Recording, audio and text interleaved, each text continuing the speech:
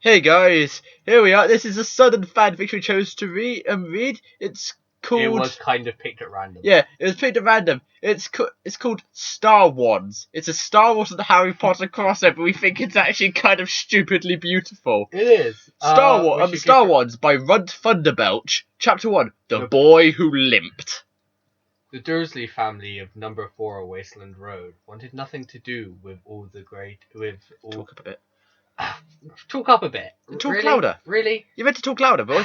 They can't hear if you go mumble, mumble, mumble. The Dursley family of Number 4 Wasteland Road wanted nothing to do at all with the Great Galactic Rebellion.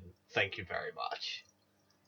Vernon Dursley. Wait, why is Vernon the only one whose real name they use the real name? No, if you look correctly, it says they had one son who they didn't really care who his name was. Right, fair enough. It's like a Dudley. Okay, sorry, we're getting ahead. Something with a D Vernon anyway. Dursley was a farmer, at least in theory.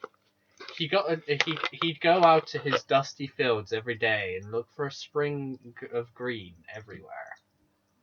A sprig of green? Oh, sprig. That's a really weird word. It's a real word. And they would trudge home every evening, wishing he'd purchased land which had at least a few drops of water. And cactus flower. I love it already. Would be waiting for him in the kitchen with his dinner of overcooked food stamps, which tasted horrible, by the way. They had one son, whose name they thought was Dudley, or Donald, or Devon, something with a D anyway. And there was Harry Potwalker. Sounds like he does drugs and he's just been dragged into it. He wasn't their kid. They weren't too sure where he'd come from. Oh, here we go. Let's be a lesson to you. Let this be a lesson to you. Don't be a drug. Don't do drugs. Don't be a drug. Don't do drugs. Don't be a drug, kid. I'm cocaine. Boom. Don't do drugs, kid. Crash! Bang! Fool! Uncle Vernon! Shrieked Harry. Shrieked? I said shrieked. You know, you mean shrieked. Harry shrieked Harry. The sky is falling! A piece of it hit me on the toe! What I've gathered from this so far is Harry's a pussy. The fat man waddled into his desolate front yard. What the hell are you on about? No, what are you on about? I prefer hell. I prefer hell. There you go. Why does Harry get to have a piece of the sky to hit him on the toe? Whined Dilbert. Or maybe Dimwittle. I want to have a piece of the sky hit me on the toe too. I want 2 pieces of the sky to hit me.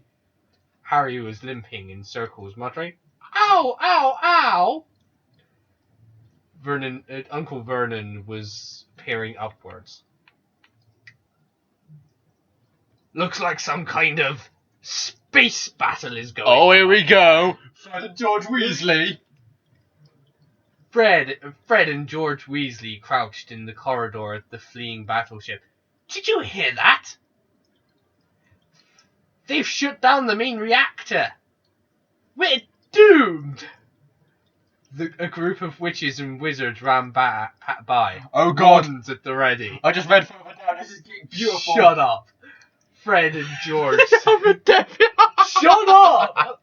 I haven't read that far yet. It's beautiful. Shut up! You're ruining it. You sound like a stroppy child. Fred and George saw which way they were going and quickly lit off in opposite directions. The witches and wizards took their positions near the main entryway. They aimed their wands and chanted incantations, which set up overlapping charms of protection. They were sure nothing could get through these shield spells. I can't speak English, it's hard. Let's just flare. The main hatch blew away as if it had been no more than a dust mote of space. In a supernova. I could just reading random words who's trying to what we're doing. In charged the heavy armored Death Eaters. they pointed there was Avada Kedavra. The witches and wizard dropped dead. In strode the dark, ominous figure of Darth Snape. Snape. He held up a small vial. Potion. Would anyone care for some potion? I made it myself. One of the Death Eaters informed her. They're all dead, Lord Snape. Scroll. Dead? But I have a delicious potion. That? Oh well, what is done is done. Round up some prisoners for me, please. Live ones this time. Why is Snape kind of gay? George! George! Fred was looking around for his twin brother. George! The door slid open! What? And the espied... He espied George and Princess Hermione, locked us a kind of ew. Well, this is the greatest from a child, Fred. The door slid open. The espied George and Princess Hermione locked in some kind of an ew. He ducked back outside, pretending he'd seen nothing. Can you carry on reading now? I'm confused by that last bit. He thought they were having sex. No. But what I'm confused about is it's in speech marks. Yeah, don't bother. This guy is obviously messed up a little bit somewhere. It's in speech marks. The speech marks end. But they never start. Yeah, and then it has no start. Yeah, don't bother. He's meant to have a one at the beginning of ew, but he didn't. Just leave it. Oh, okay.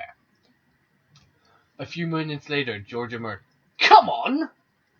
That was disgusting! I saw what you two were doing. What? We weren't doing anything. She was giving me some schematics. And you and I are going to have a secret mission. What's a secret mission? That's not what it says, but well. Come on! George ran off down the passageway. Fred followed. When he called up to George, the twin had already had the hatch of one of the escape pods open. Look at this, said George. He pulled out a sheet of... It's Lord Voldemort's latest evil plot. He's building this thing. It can destroy entire worlds. We've got to stop him. George tapped to the parchment again. Mischief managed. The schematics disappeared. Then George grabbed his brother and shoved him into an escape pod. Wait! Cried Fred as George climbed after him. He pulled out an invisibility cloak and spread it over the two of them. Let's go! George triggered the release.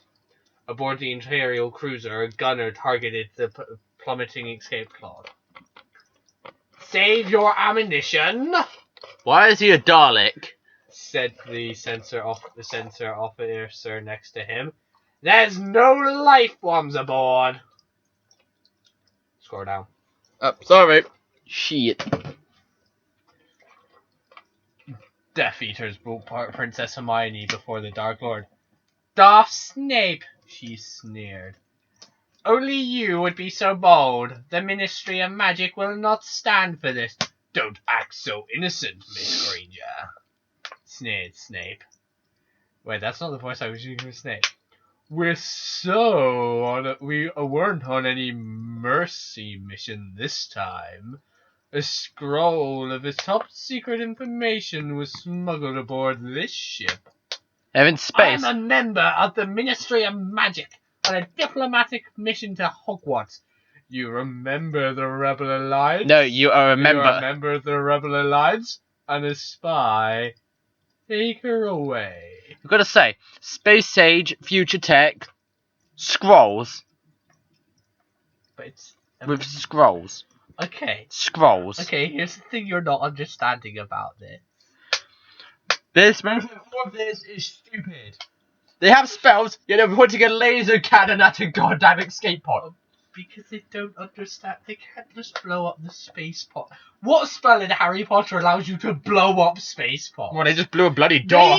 Name one spell in Harry Potter that blows up space bombs. It just blew a door and turned it. What made it supernova door? An explosion behind a door and turned it to ash. Wait a minute, mumbled Fred as the escape pod hurled down towards the desert planet. Did you say that Lord Voldemort is behind this? I thought he was dead. Oh, he got better in the sequel. That's beautiful. Oh, he got better in the sequel. He's back now. No, I'm pretty sure he isn't back yet. I think he's still dead. It's all because of the way the dark side warps time and space. Things really get confusing.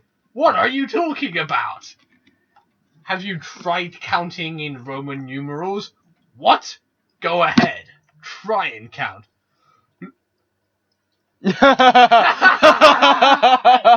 Oh, that's great. 4, 5, 6, 1, 2, 3. So, what's your point? Look out! The escape capsule hit the ground and bounced and came up again. It split wide open, spilling the twins out into the hot desert and sand. Ow! Hey, this is really hot. Why are their voices suddenly changed? Ow! This is really hot. Sorry, I thought that was narration. Ow! This is really hot. We have to find the shelter and water quickly, or we'll die. Let's go this way. No. Let's go this way. No. This way. This way. I'm going that way. I'm going this way. I'm not going there. I'm going the right way. You go your way, I'll go mine. Fine. Fine. Fine. That is the most childish shit I've ever seen. I've just realised something. Send us suicide. What? Do you think each episode? Do you think each chapter is one movie? No, it can't be 8,000 words if that's the case. But we're still on chapter 1. This is long for 8,000 words. Are you sure you read it right? Definitely 8,000. Are you sure? Because this seems a bit more. Otherwise, there are going to be some very weird There's chapters. 8 chapters. There's 1,000 words per chapter. Roughly. Where was I? That scroll with the top... That scroll with the top secret plans on board Lord Snape. It's not on board. Okay. The Read second it. Death Eater reported. An escape pod was jettisoned down by the planet's surface. Sensors indicate there were no life forms aboard. Darth Snape pondered. She must have put some schematics inside. Send the suicide squad down to retrieve it, and then set a course and return to the fleet. Aren't we going to wait for the suicide squad to return? They're a suicide squad. They're not supposed to return. Fred came down to watch it being a desert oasis. Beside it was a sign that read, "Last water for 500 miles." But the lake in the middle was filled up with sand decades ago. All the greenery had long since died out.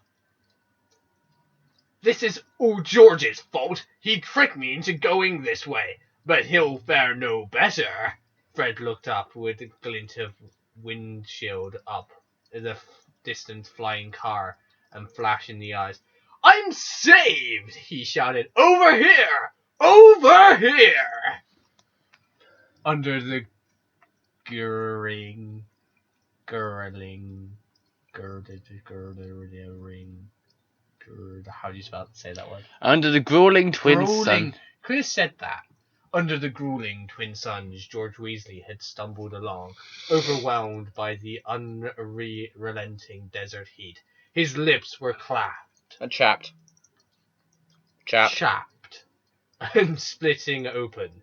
His freckled skin was sunburnt and blistered. His mouth would give anything to a drop of pumpkin juice. Ooh!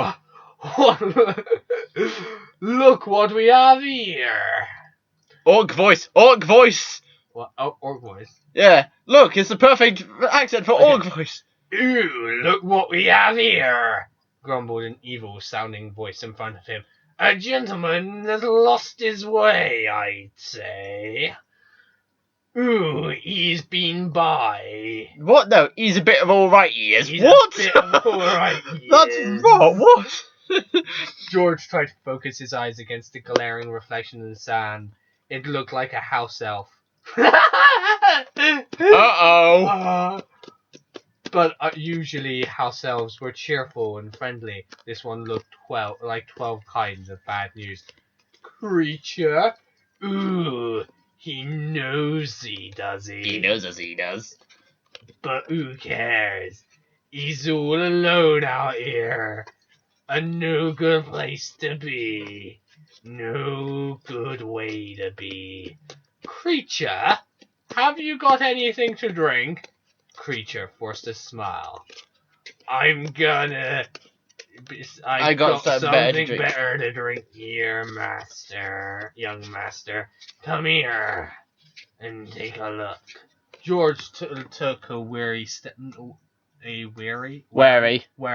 forward, and suddenly everything went black. I'm gonna take a drink because wow, that's hard to read like that. Right, we're going to take a few seconds for a drink.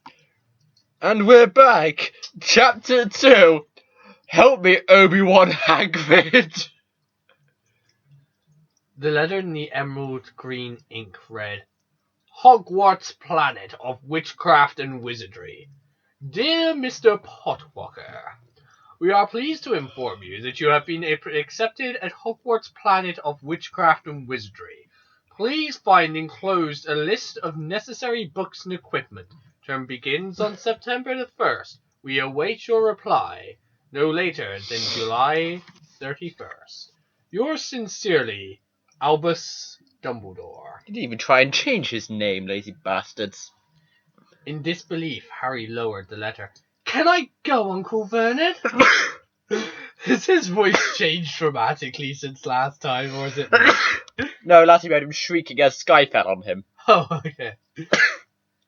Don't be so ridiculous, grumbled the fat old man, reaching across the table for seconds. That's harvest time. It's when I need you the most. His voice has changed, though. But say, what if we get some more hands, or maybe put some slaves? Then can I go? Oh, where are these slaves supposed to come from?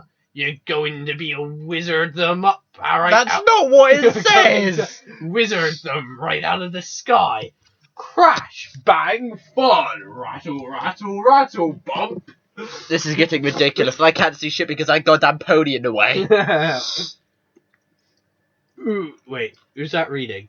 That'll be the, house elf. So the orc voice again. Okay. Ooh, that was stupid place, building an house, right where I was planning to land. Slabs of pour stone toppled from the ceiling. Dust filled the room. A pair of hostile eyes glared out at the driver's seat. Here for toe. Wow, Harry's an asshole in this one. Wait, here for toe. There. What is that word? Let's see. Heretofore. Heretofore flying car. That's not a real word. It means it was flying, now it's crashed. Heretofore flying car. Uncle Vernon frowned. Creature! What are you doing in my kitchen, boy? That's not what it says. Why has he gone to a kind of really sadistically disturbing sheriff or cowboy or something like that? The house elf gave the man an evil grin. I got a couple of fine sleeves for you here. I thought you might like the first choice. Slaves? Beamed Harry. Now I can go to Hogwarts! You went too far. I know I went too far. Not so fast, Harry. Uncle Vernon glared at the creature. Let's see what you got. The family tottled around the boot of the car while Creature clambered and opened it. Two bound and gagged teenage boys were trying to struggle their way free. Ugh, grunted Uncle Vernon. Redheads. Oh dear, this is degrading quickly. Redheads don't last too long under the sun. They're already Blistering. blistering. No caps, no sunscreen, explained Creature. But they'll clean up just fine. A price was quickly negotiated. Fred and George were hoisted out of the boot of the flying car. Then Creature backed up the vehicle and flew away. Take these two. Why has Uncle Vernon's voice became orc? Take these two. Take these two out to the slave quarters and get them settled. Quarters staff. Uncle Vernon told Harry. Slave quarters? The garage. Oh, okay. Harry led Fred and George out behind the house garage into the large, dispitted building. He ungagged them and cut their wrist bindings. So we're slaves now, moaned Fred. He glared at George. This is all your fault. Empty your pockets, grunted Harry, pointing to a large bare work table as they flew A few paltry. Flew away. As their few paltry items were tossed onto the table. Harry plucked one of them up. What's this? That's just a blank piece of parchment. No, there's writing on it. Help me, Obi-Wan Hagrid. I'm going to add because it makes more. Wait, Obi-Wan Kenobi. So yeah, I'm going to be calling him Obi-Wan Hagrid because it sounds better. You're my only hope. Obi-Wan Hagrid? Who is he? Fred and George played dumb. I wonder if he means old Ben Hagrid. Ben Hagrid, sorry. Who? Asked Fred and George. He's a crazy old coot who lives out by the cursed cactus plant, out in that direction. Maybe we should take the parchment to him and see what he says. Oh, it's too late now. It's getting dark, and the Dementors will be coming out soon. Dementors? Horrible, rotten creatures who can suck the happiness right out of your soul. No, and even the soul right out of you. Right out of you. It's too dangerous to travel at night with them around. Cry came from the house. Harry! Wait. Hurry! It's time. No, it's a woman. It's a woman. It's a woman. Harry! It's time for you to make us supper. Harry Potter said, coming, and Petunia? And Cactus Flower? Very, very stupid. Wait, before turning in that evening, Harry went back to the garage to check on the new slaves. He discovered Fred and George and the parchment were all missing. Dun, dun, dun! Ugh. Take a break, because my voice is going. Right, we got to take a break because Will's voice acting is killing him. Right. And we're back. William's voice is somewhat better. It's only been 5 minutes, though. Right, Chapter 3. Dementors. Next morning, Uncle Vernon came stumbling out to breakfast. Where's that stupid Harry kid? Oh, wait. Who the fuck is saying that? I think that'd be Petunia or Cactus Flower. Okay, and the Cactus Flower. Okay, we'll go with that. Oh, he borrowed my broom a while back. Why can't I... Oh, control turned off. Shite. He borrowed my broom a while back. He'll get something. He said something about sweeping the garage. He said he's something about wanting to sweep out the garage. Okay. Harry had told a bit of a lie. In reality, Harry Potwalker was riding the broomstick, whipping across the desert after Fred and George. Magic, such as riding broomsticks and setting giant snakes upon Dudley. Oh wait, they decided on his name finally. Didn't sit too well with the Dursleys.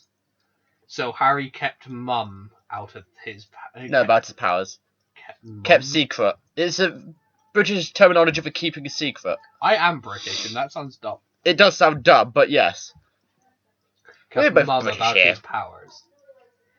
It wasn't hard for Harry to follow the two off-worlders. Their path was straight as a laser beam.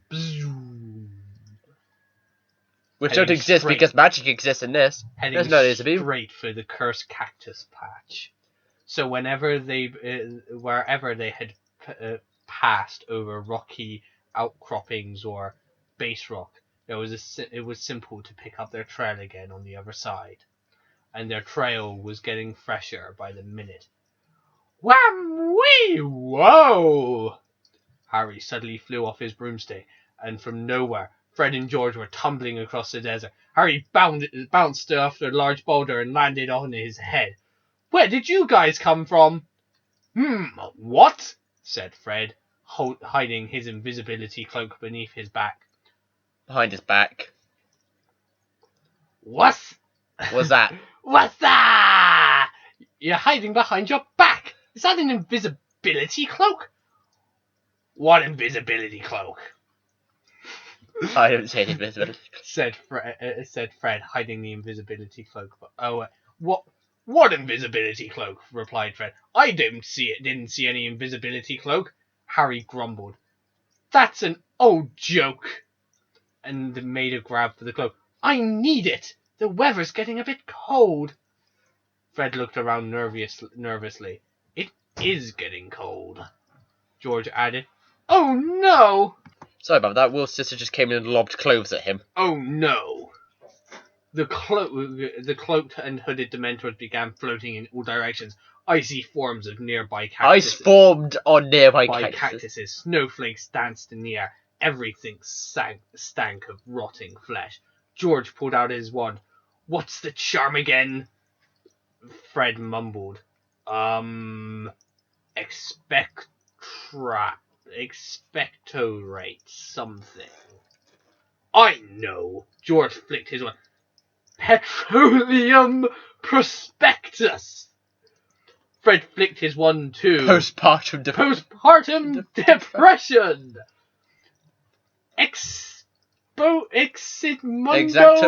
Exactamundo barbarno. Exceptional peon. Erroneous planetarium.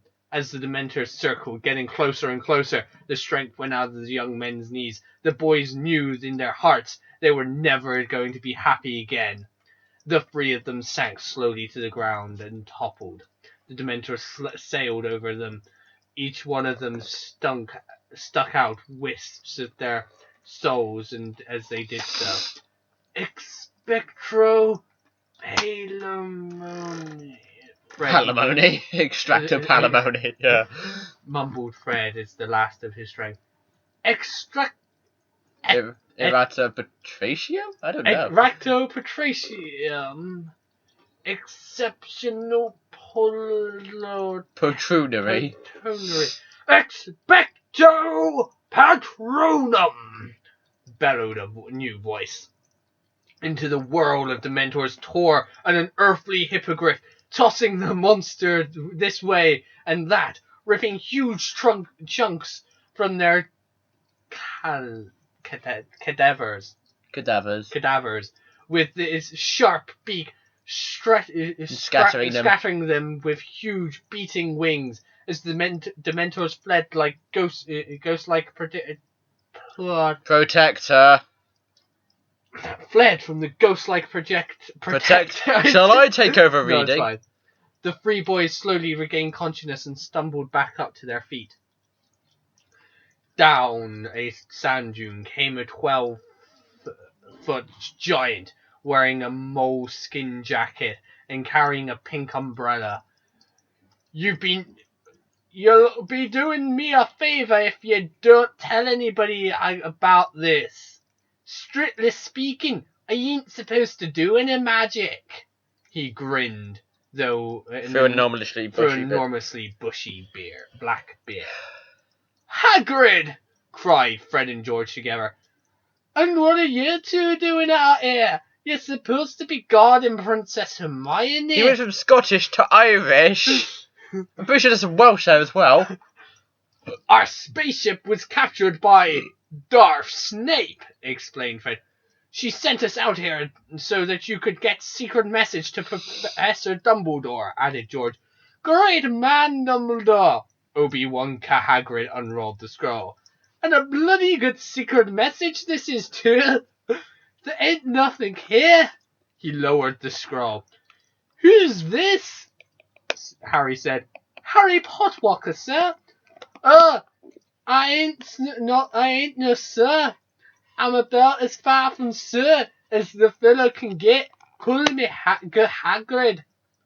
Hey, aren't you one of the new kids who's got accepted into Hogwarts? Yeah, but I can't go. My uncle needs me to stay with him for the harvest. Now that our newest slaves have run off. Really? Too bad about that. But stop up at my place. I'll sort you with a present. A present? Hagrid led the three boys and the last remaining wisps of Patronus over the dune, past the cursed Cursed cactus patch. cactus patch, and up a small mountain to the stone cabin. Hagrid went and came back out of with Harry's present. I didn't say Harry's pregnant. Yeah, you just said Harry's pregnant. This bit has been saved in the outtakes, bitch. Here you go. It's a stick. Beauty, ain't she? It's a stick. Made from a yew tree, 13.5 inches long, phoenix feather core. It's a magic wand, Harry. A what? Fred beamed. Ah, fuck's sake. Fred beamed. It's a wand, Harry. It means you're an apprentice wizard, like us. Right, agreed George. Give it a try. Just wish and flick. I wish and flick? Yeah! Harry looked back in the direction they had come. He swished, and flicked. There came a flash of brighter light than the sun, followed by moments later by a roar and loud end of creation. A roar louder than the end of creation. A blast of fiery wind, hotter than a dragon's breath. Then the inferno had swept past. The four of them were looking at a blazing bush. No, I just look at the next part and put in what it actually hints at. A blazing mushroom cloud climbed higher and into the blue-white sky. Yep, you're a wizard, all right, mumbled Hagrid. And a thumping good one too, I'd wager. Fred shrugged. Looks like you won't be going home again. He blew up his home. He blew up his home. George asked. What's the half-life of thermic radiation? It stammered Harry. It was an accident. I'll stay in your damn thing. You'd best be coming along to Hogs Eastmead. Mos Eisley, Hogs Eastmead. Oh god. From there we can hire transport which take us off-world to Hogwarts, said Hagrid. There's not much left for you back there. Okay, that's the end of chapter 3. We're going to do one more chapter. And then we're gonna. If the control doesn't keep turning off on me, we're gonna do one more chapter, and then we're leaving it there for next time. And then if people say they want more of this, we'll do more of this. I think it's rather beautifully done. There's only 4 chapters left, though. Yeah, I think it's rather beautifully done. How long have we been recording for so far? 34 minutes. Do you think we could get away with doing away? I don't want to really do it. Don't really want to do it. Plus, your voice is going to start dying again rather soon. You're going to start getting annoyed at it. So anyway, it'll leave us more material for next time. Sure. Anyway, chapter 4: A hive of scum and villainy. And break time for William because he's had a nap. And we're back. Right, chapter 4: A hive of scum and villainy. On what was it? What was the place called? Hogs. What was it? Eastmead. Hogs Eastmead. Yeah, that's brilliant. Right. Take it away, boy. It was just a few minutes later when Fred and George came strolling out of the hearth into Hog's Head pub. Harry followed, stumbling and sneezing behind him. Obi-Wan Hagrid came last. Harry looked at him. Floo powder? The giant nodded. Floo powder, me lad. Now watch yourself in here. This place is a burst of some of the best star planets in the galaxy, but it's also a hive of scum and villainy. Now, me friend George is gonna scout around. Just be inconspicuous. Harry nodded nervously when he went to the crowded bar and sat down next to a goblin and ordered butterbeer. What? Replied the bartender. Hey, kid, this ain't the free broomsticks. A mountain troll sitting the other side of the goblin rambled something in the goblin translated. It doesn't like you. I'm sorry. I'm sorry. I'm sorry, said Hagrid. Oh, Said Harry. I don't like you either. The goblin added, I don't like you either. My friend, he doesn't like you. I don't like you either. I've got the death sentence against me on 12 planets. You best watch yourself. I'll be careful. You'll be dead. A massive hand fell on the shoulder of the goblin. Hagrid was looking down. This young fellow ain't worth the trouble. Here, let me buy you something. The goblin hissed and jerked out a weapon. Hagrid picked him up and threw him through the window. The mountain troll roared and leapt to his feet. Hagrid punched him in the crotch, and when the troll doubled over, Hagrid grabbed him by his nostrils, dragged him across the room, and used his free hand to open the door and tossed the mountain troll outside and slammed the door shut. Harry heard a rattle and turned to find the butterbeer on the bar beside him. The bartender forced a grin onto his ugly face. Just happened to find one for you. Drink it in good healthy. Elf. Good healthy. Health. It says health. No, it says health. Full stop. Good health. Okay. Hagrid lumbered back. You'll be doing me a favour if you don't tell anyone about this. Strictly speaking, I'm not supposed to commit mayhem. He scratched his enormous bushy black beard and led Harry to the booth in the back of Hogshead. I found someone who's a first mate on a ship that might suit our needs. Harry stopped dead when he saw a small, furry rodent. I see where this is going. Hagrid, that's a rat. The giant planted in his seat of the booth and nodded. His name is Scabbers. Hagrid, that's a rat. Darth Snape reported to the Grand Moff Dolores Jane Umbridge aboard the Imperial battle station Death Star. I've forced her to drink gallons of virtuous potion. Veritas potion, Snape said. I still can't get Princess Hermione to reveal the location of the rebels' secret base. Ahem, replied Umbridge. She was an immensely fat, ugly woman, wearing a dark green cloak, and her hair and black brow. The combination made her look like a frog, a fly sitting on her head. Perhaps you've been too gentle with her, Lord Snape. The girls her age need a firm hand. She turned to her helmsman.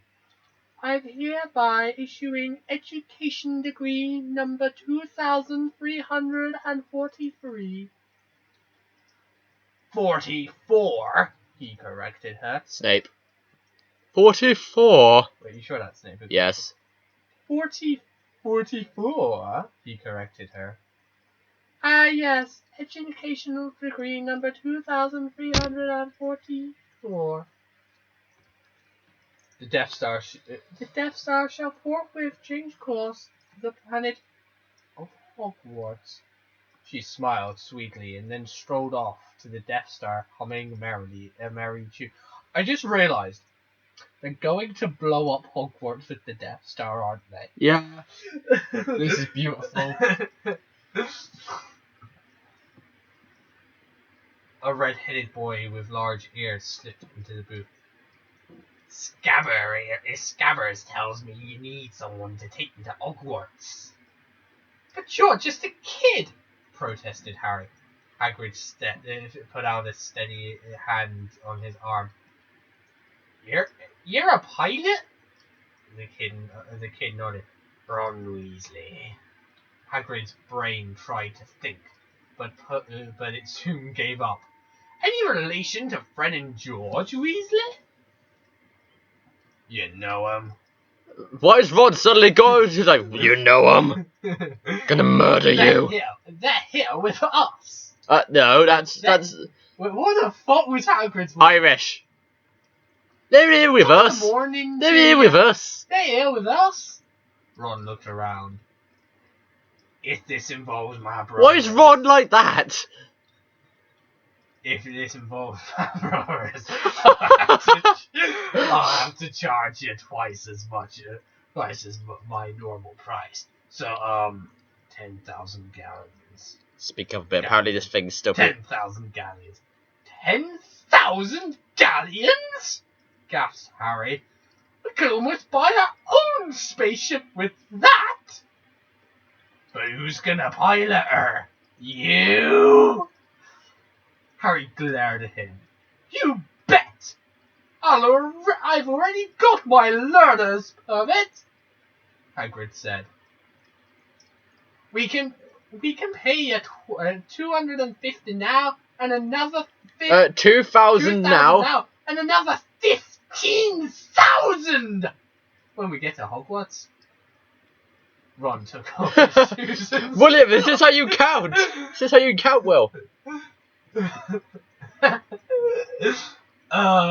Ron took off his shoes and socks, and he could add up the numbers.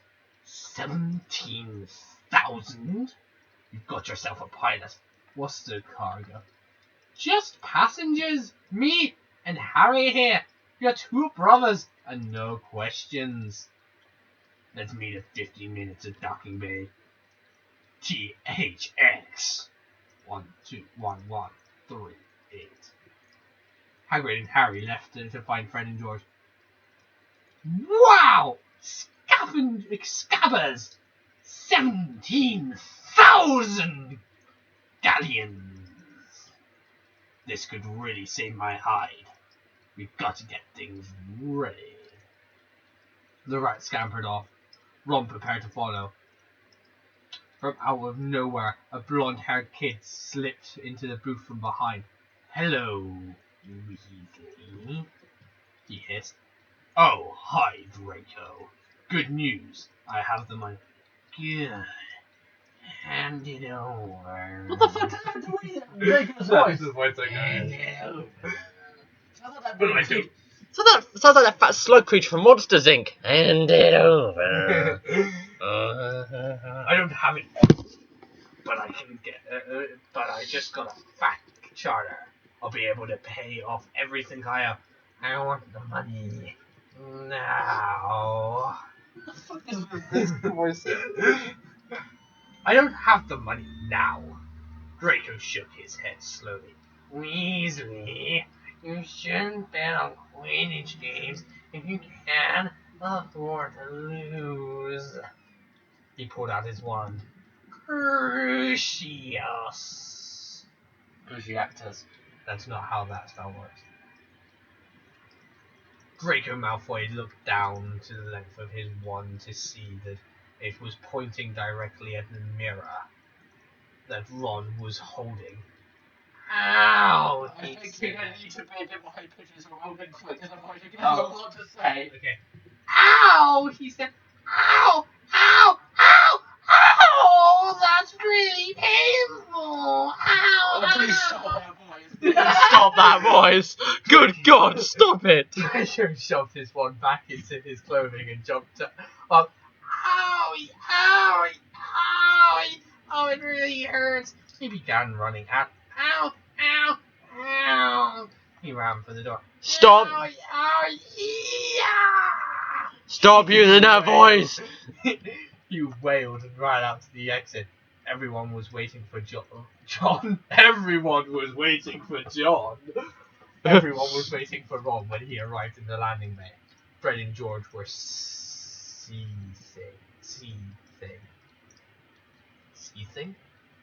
Seething.